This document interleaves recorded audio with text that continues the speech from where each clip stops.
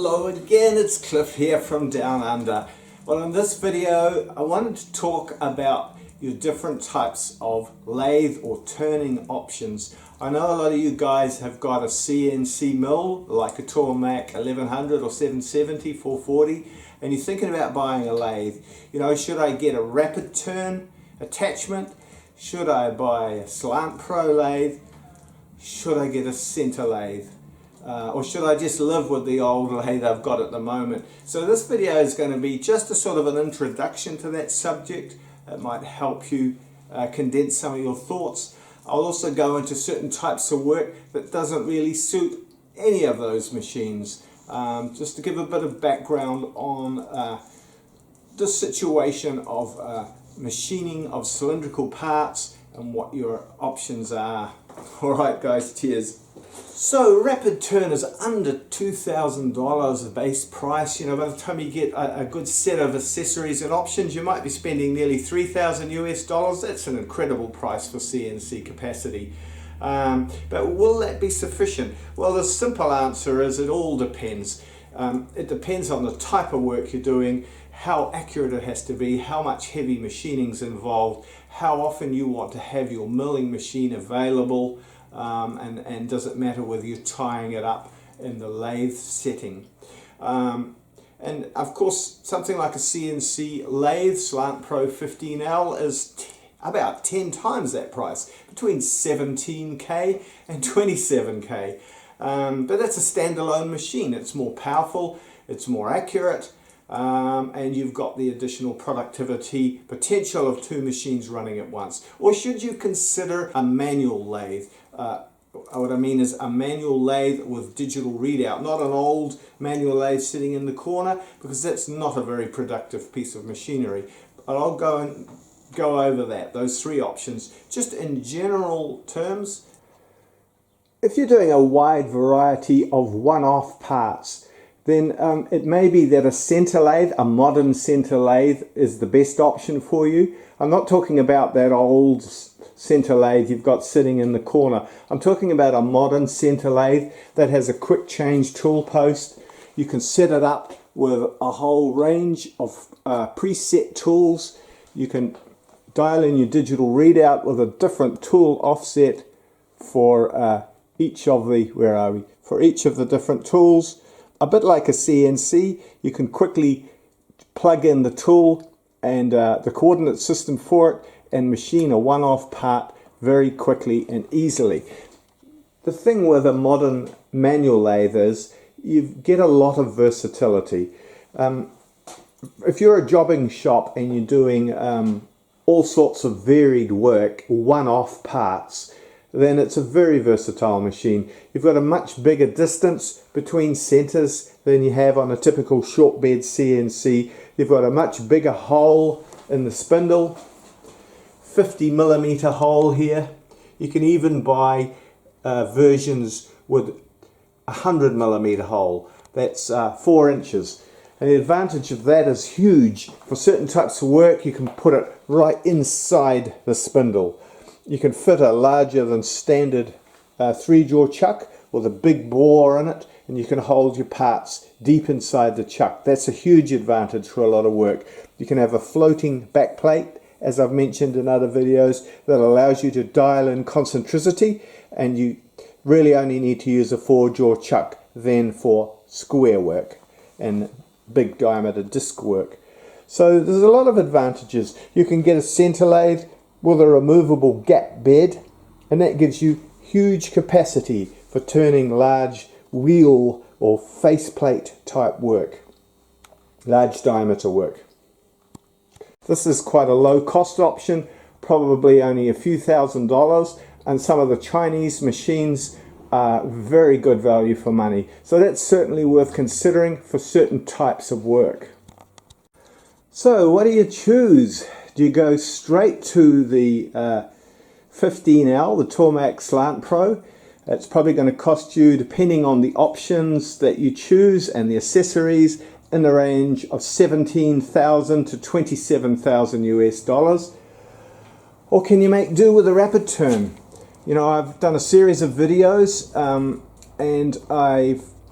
now retired RapidTurn underneath the machine. I'll pull it out occasionally when I want to do some between center CNC production, but a RapidTurn is almost a tenth of that price, about $2,000.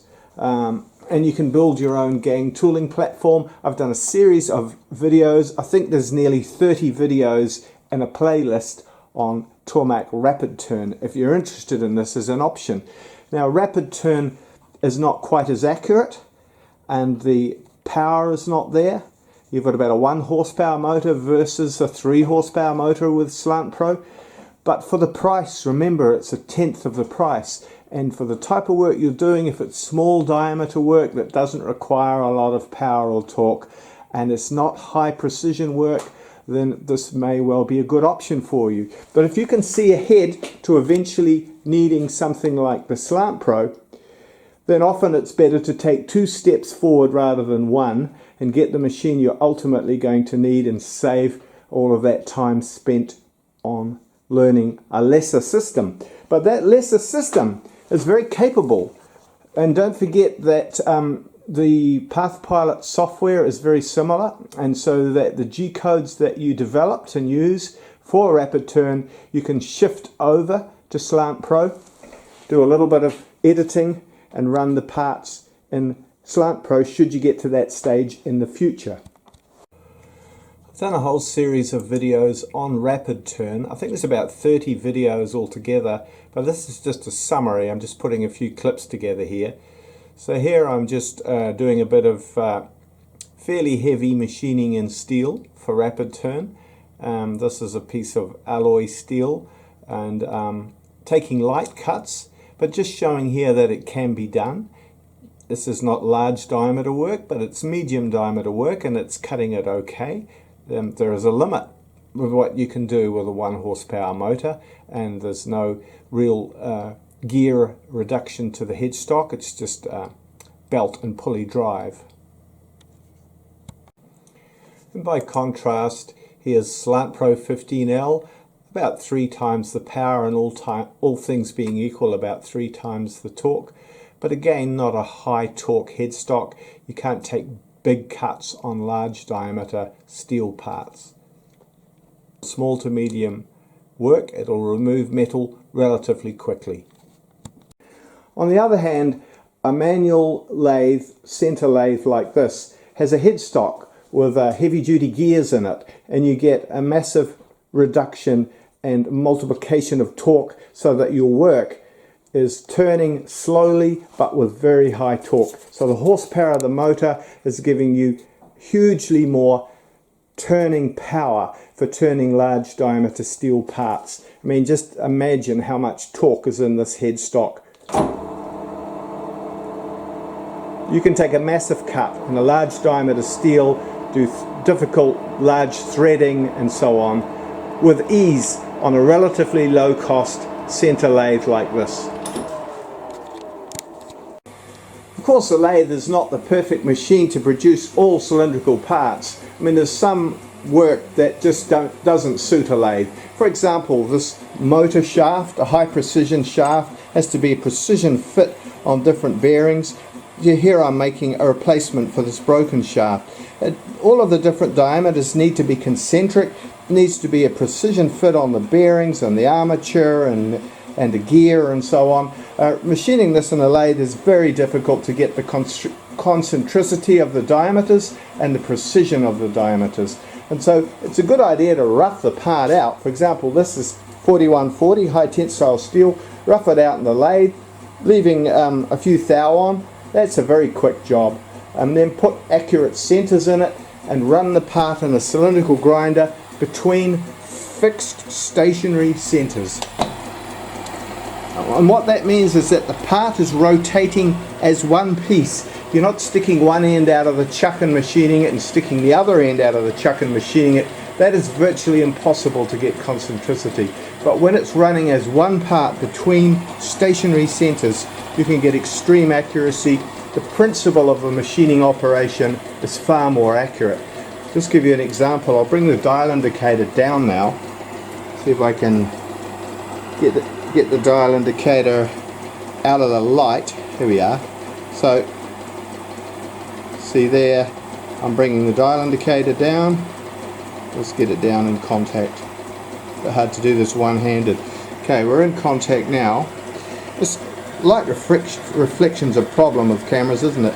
There you go. It's showing it there. So we're up there. We're in contact there. Look at that concentricity. That's the needle's hardly trembling. That's better than a micron.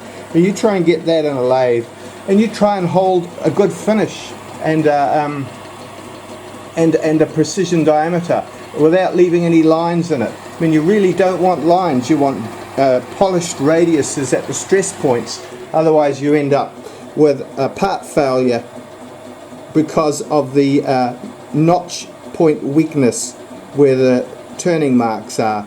But if it's ground with a finely polished radius on the wheel, you can get a very long lasting part. A cylindrical grinder allows you to dial in precision fits on difficult to machine steels like high tensile steels. This is a 17mm ball bearing, and I don't know if you can see it there, but that's extremely accurate. 1 micron above 17mm there. And let's come down this end. Exactly 17mm. So it's a high precision method of getting diameters quickly and accurately to a good surface finish. Of course, we're not all fortunate enough to have a cylindrical grinding machine, and this type of work can be done on a center lathe. You really need to use the same procedure and machine it between centers. It's because you've got a rotating center on the headstock end, you need to make sure that center is extremely concentric. It's a good idea to machine it so it's running perfectly true. And then you can use a similar method to the cylindrical grinder and put the part between centers and machine it all. But with it being high tensile steel, it's very difficult to get high precision and a good surface finish without having tool spring and problems with tungsten carbide.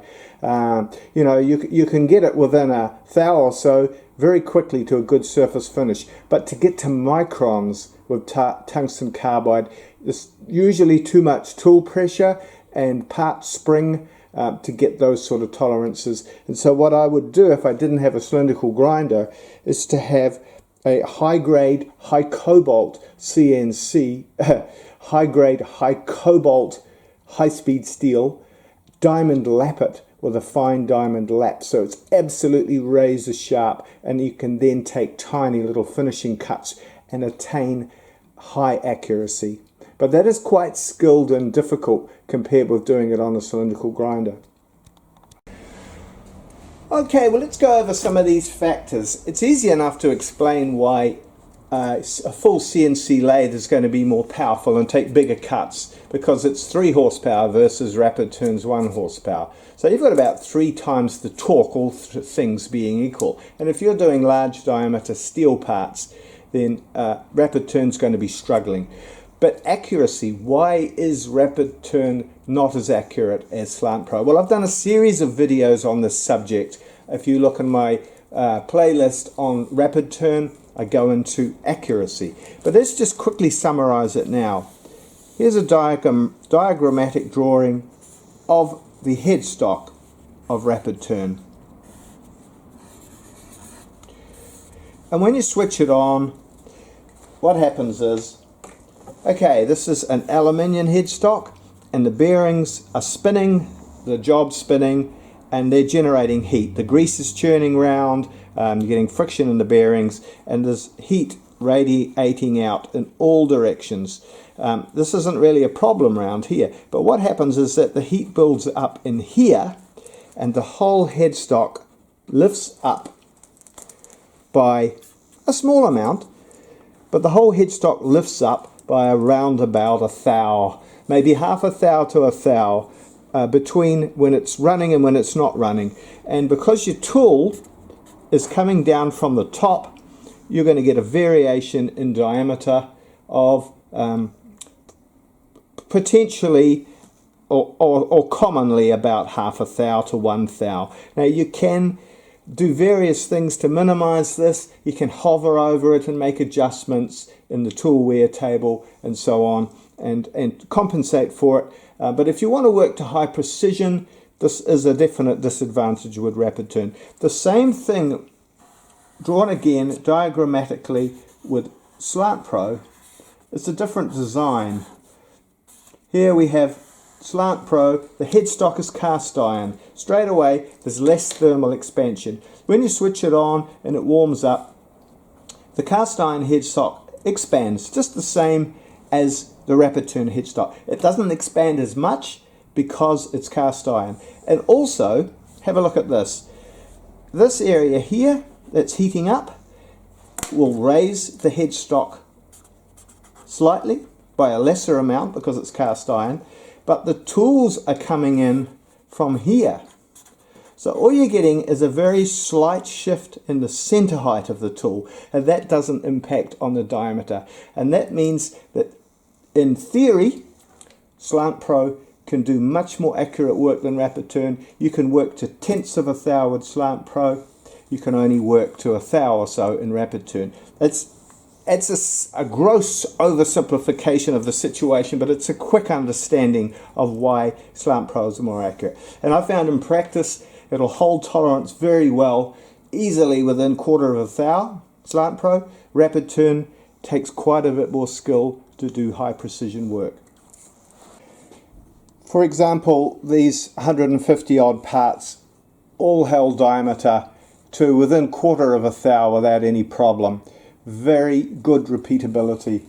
But when it comes to torque, this machine has got not a high torque spindle. It's direct drive of quite a light belt and pulleys, which matches the output of a relatively small motor. So you can't do large diameter work in steel and take big cuts with a light CNC like this. As I've mentioned in another video, another problem with a short bed CNC lathe like this is that there isn't really room for a decent tailstock setup, so that you have limited options with machining between centers. You can get a tailstock for the Tormach SlantPro, but by the time you're in front of a chuck, there's very limited room there. If you've got small diameter work and you can fit the centers right in close to the headstock, then you could do some useful work machining between centers. But it doesn't really suit large diameter, long part machining between centers. So there's no simple answer to this question. You can see it's horses for courses. It depends on your situation, the type of work you are doing now, the type of work you plan to do in the future, where you're coming from and where you're going. But I hope some of those points will help you with the decision. And while a manual lathe with tool allocation DRO or a tool offset digital readout is a very quick way to set up and machine one part, you don't want to use it to machine 10 parts or 20 parts or 100 parts. I promise you, a CNC lathe is vastly more efficient. The sheer boredom alone will make the job impossible if you're making more than 10 parts. A CNC lathe, like the SlantPro 15L, is fantastic when you have to make dozens of parts. But if you're on a budget, you can start off with RapidTurn, build a gang tooling platform, set it up and do production work. I've got videos on that. And then longer term, if the business is going well, you can buy yourself a full CNC lathe and shift over your G-code programs without too much effort. So you can see, obviously, there's no simple answer to the question of what's the ideal turning option for your shop. I mean, I started off with this lathe back in the 80s, a very good quality Chinese lathe, made to a very high standard, does very accurate work, but it doesn't have a big hole in the spindle, it doesn't have a gap bed, it doesn't have modern digital readout with all the different tool offsets.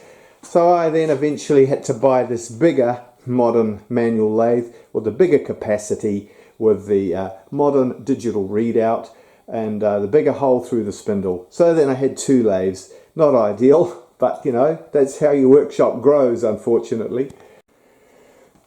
And then I had two milling machines, but no CNC lathe. So I thought, oh no, I'll buy a RapidTurn and I'll tie up one of my mills and I can do CNC production machining with the gang tooling setup. So then I did quite a lot of gang tooling production work. In fact, without boring you with the details, I earned enough in the first 2 years or the first 18 months to pay for RapidTurn many times over, probably about 20 times over.